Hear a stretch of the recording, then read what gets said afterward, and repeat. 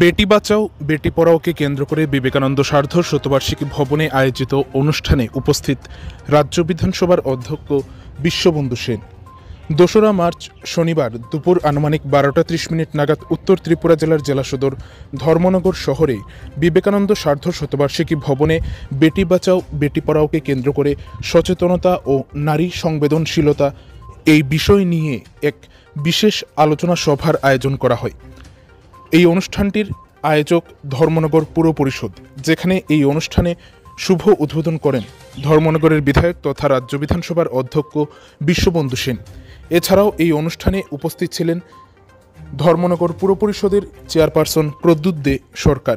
এই অনুষ্ঠানের সভাপতিত্ব করেন ধর্মনগর পুর পরিষদের ভাইস চেয়ারপারসন শ্রীমতী মঞ্জুনাথ মহোদয়া। এছাড়াও উপস্থিত ছিলেন উত্তর ত্রিপুরা জেলার বিশিষ্ট সমাজসেবী শ্যামলনাথ মহোদয়। বিশেষ অতিথি হিসাবে উপস্থিত ছিলেন মহুয়া গুপ্ত। বিশেষ বক্তা হিসাবে উপস্থিত ছিলেন ধর্মনগর ডিগ্রি কলেজের বাংলা বিভাগের অধ্যাপিকা ডক্টর নন্দিতা রায়। উপস্থিত ছিলেন ডিসিএম অমরচন্দ বিশ্বাস সহ অন্যান্য আধিকারিকরা। বেটি বাঁচাও বেটি পড়াও। আমার পূর্ববর্তী বক্তা বলেছেন যে আমাদের দেশের মধ্যে একটি বিভেদ অর্থাৎ ভাগ, যে বেটিদেরকে সবসময় একটু হেয় করে দেখা হয় এবং ভ্রূণ হত্যা। আজকের দিনে কিন্তু আমরা দেখেছি 2014 সাল থেকে এখন পর্যন্ত যার নেতৃত্বে আমাদের দেশ চলছে, সেই ব্যক্তির নেতৃত্বে এই দেশের আমূল পরিবর্তন এসেছে সর্বক্ষেত্রে। এবং উনারই স্লোগান বেটি বাঁচাও বেটি পড়াও। বেটি বাঁচাও বেটি পড়াও স্লোগানটাও কিন্তু উনার। তো আমরা দেখি আমার মাননীয় অধ্যক্ষ মহোদয়কে আমরা অসংখ্য ধন্যবাদ জ্ঞাপন করি। আমাদের এই যে সামনের রোডটা টাউন হলের সামনে, সেই রোডে বেটি বাঁচাও বেটি পড়াওয়ের মূর্তি কিন্তু উনি সেখানে স্থাপন করেছেন। জুড়ে হাততালি দেওয়া উচিত আমাদের অধ্যক্ষ মহোদয়ের জন্য। সবাই বলছি কেন আমি হাততালিটা সবাই দেওয়ার জন্য বললাম, কারণ বিধানসভা চলছে।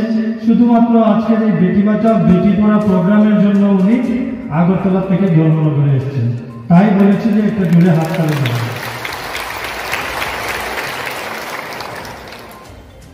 আমাদের যারা বক্তারা ছিলেন ওনারা বক্তব্য রেখে গেছেন। আমাদের বিশিষ্ট সমাজসেবী শ্যামলনাথ মহোদয়, আপনারাও হয়তো ভাবেন কিছুদিন পর পর সবাই মিটিংয়ে ডাকে, আজকে সরকারি প্রোগ্রাম সবগুলো, কিন্তু আজকে আসার পরে আমরা অনেক কিছু জানতে পারলাম কিনা না,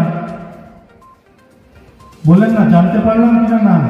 আমাদের শ্যামলবাবু যে বলেছেন কি কি আমরা সুবিধা পাবো, সুকন্যা সমৃদ্ধি যোজনা, গ্যাসের চুলা থেকে শুরু করে অনেকগুলো বিষয়ের উপর উনি বলেছেন। আমাদের এগুলো আমরা সরকারের কাছ থেকে সুবিধাগুলো পাচ্ছি এবং আমরা সবগুলো সুবিধা যাতে যারা পায়নি তারাও যাতে কিভাবে পায় আপনারাই দেখতে হবে। সবাই এখানে অঙ্গনওয়াড়ি দিদিমণিরা আছেন, সবাইকে, আমাদের স্বসহায়ক দলের অনেক বোনেরা এখানে উপস্থিত আছেন, যাদের ঘরে উজ্জ্বলা যোজনার গ্যাস নেই তারা যাতে উজ্জ্বলা যোজনার গ্যাস নিতে পারে। সুকন্যা সমৃদ্ধি যোজনার যারা আওতায় এখনো আসেননি তারাও কিন্তু সেই মেয়েদের জন্য সেটা করতে পারবে। রবি ঠাকুরের সমস্ত জিনিস নিয়ে তিনি লেখনী, গান ইত্যাদি নিয়ে তার জীবন চক্র নিয়ে আলোচনা শুরু করেছেন। একটু হলে সমৃদ্ধ হয়েছে, তার কারণ একদম টাইম পাই না পড়াশোনা করার জন্য। আর লাস্ট 25-26 দিন হচ্ছে পড়তেই পারি না, কারণ চোখের মধ্যে আগামী চশমাও একটু বুঝতে পারবো, সময় নেই।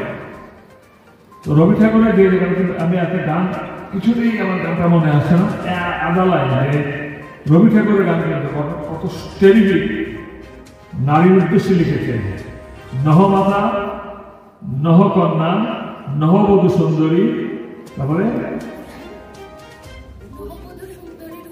নহবধূ সুন্দরী রূপসী।